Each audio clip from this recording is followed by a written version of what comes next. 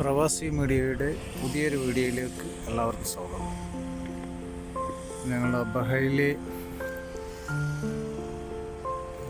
പ്രധാനപ്പെട്ട ടൗണിനുള്ളിൽ പാർക്ക് ആണ് കേട്ടോ. ഇവിടെ നാട്ടിലൊക്കെ പോയാൽ കാണുന്ന നീലക്കുറിഞ്ഞി മോഡല്. നീലക്കുറിഞ്ഞി ആ സൈസിലുള്ള വേറെ ഒരു മരമാണെന്നാണ് തോന്നുന്നത്.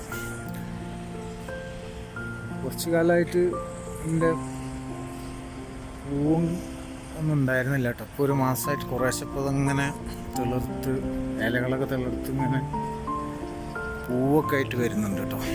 അപ്പോൾ ഇതാണ് ഇവിടുത്തെ ഒരു പ്രധാനപ്പെട്ട പാർക്കാണ്. അപ്പോൾ ഞാനിപ്പോൾ വീഡിയോ എടുക്കുന്നത്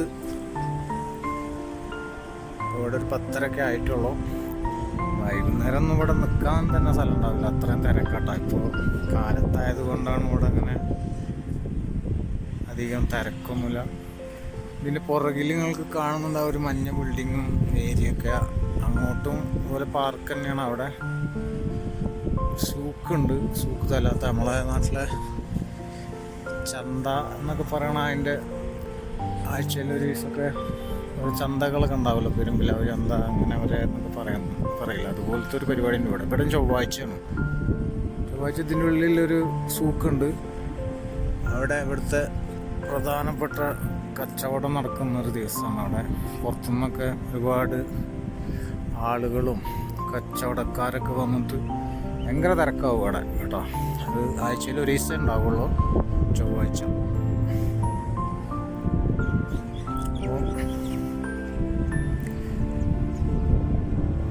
നീലക്കുറിഞ്ഞിങ്ങനെ പൂത്ത് വരുന്നുള്ളൂ കേട്ടോ. ഇനിയിപ്പോൾ ഒരു കുറച്ച് മാസങ്ങൾ 2-3 മാസമൊക്കെ ഇതിൻ്റെ അടുത്തൊരു ആഗസ്റ്റ് വരെയൊക്കെ ഇത് മൊത്തം പൂവുകളും കാഴ്ചകളൊക്കെ അവിടെ. ഇപ്പോൾ ഒരു മാസം കൂടി കഴിഞ്ഞാൽ അടുത്ത പെരുന്നാളിനോടുകൂടി വെക്കേഷൻ ടൈമാവും. ഇവിടെ സ്കൂളുകളൊക്കെ 2-2.5 മാസത്തോളം പൂട്ടും. വർഷത്തിലുള്ള വെക്കേഷൻ ഒക്കെ ഇവിടെ ഭയങ്കര രസമാണ് കേട്ടോ. ഇവിടെ അടുക്കാൻ പറ്റില്ല, അത്രയും തിരക്കാണ്. പുറത്തുനിന്നൊക്കെ ഒരുപാട് ആളുകൾ വരുന്നൊരു സീസണാണ്. ഇപ്പോൾ ഒരു 4 ദിവസം പെരുന്നാളിൻ്റെ അവധി ആയതുകൊണ്ട് ഭയങ്കര തിരക്കായിരുന്നു. ഇപ്പോൾ ആളുകളൊക്കെ പുറത്തുനിന്ന് വന്നവരൊക്കെ പോയി തുടങ്ങി. ഇപ്പോൾ ഇന്നത്തോടെ വെക്കേഷൻ ടൈം കഴിയുകയാണ്. അപ്പോൾ ആളുകളൊക്കെ ഒരുവിധം ആളുകളൊക്കെ പോയിട്ടുണ്ടാവും. ഇതിൻ്റെ ഈ പാർക്കിൻ്റെ ഇടയിൽ ചെറിയ ചെറിയ കോഫി ഷോപ്പുകളും അതൊക്കെ ഉണ്ട്. അതൊക്കെയാണ് ഈ കാണുന്നത്. ഇനി ഇവിടുന്ന് അങ്ങോട്ട് ഏകദേശം 1 കിലോമീറ്ററിൻ്റെ അപ്പുറം ഉണ്ട് കേട്ടോ. 1-2 കിലോമീറ്ററോളം വരും അങ്ങോട്ട്. അത്രയും ഏരിയ നടക്കാൻ ബുദ്ധിമുട്ടുള്ളത് കൊണ്ടാണ് കുറേ അങ്ങോട്ട് പോകാറുണ്ട്. അപ്പോൾ ഈ ഒരു വീഡിയോ ഇങ്ങനെ എടുക്കുന്നത് ഓക്കെ.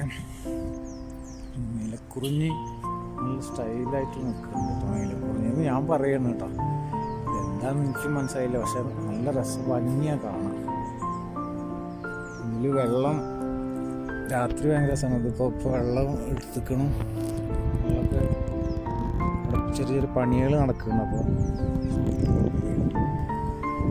ഈ വെള്ളം ഫുള്ള് വെള്ളമായ പിന്നെ എൻകറേജ്മെൻറ്റ് പരിപാടി രാത്രി വർക്ക് ചെയ്യും. നല്ല രസമാണ് കാണാനൊക്കെ, ഭയങ്കര ഭംഗിയാണ്. നീലക്കുറിഞ്ഞി ഓക്കെ. Thank U.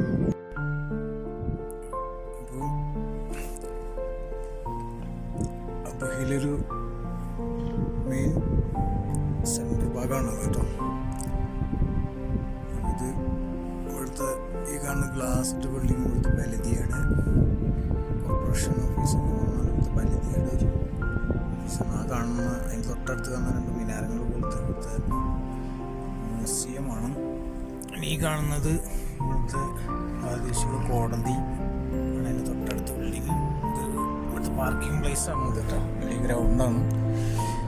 ഇപ്പോൾ ഒക്കെ വണ്ടി കാലിയാണ്, അധികം വണ്ടികളൊന്നുമില്ല. പക്ഷേ കഴിഞ്ഞാൽ ഇവിടെയൊക്കെ ഭയങ്കര തിരക്കാവും. ഇതാണ് ഞങ്ങളുടെ അബഹ ഒരു പ്രധാനപ്പെട്ട ഏരിയ ആണ് കേട്ടോ. ഓക്കെ, നീലക്കുറിഞ്ഞികളുടെ സൈസുള്ള മരങ്ങൾ ഇങ്ങനെ ഒരുപാടുണ്ട്. ഇതൊക്കെ ഒരു പാരമ്പര്യമായിട്ടുള്ളൊരിതാണ്.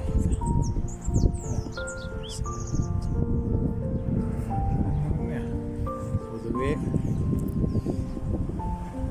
ഒരാളുകളൊക്കെ തീരെ ഇല്ല ഇവിടെ.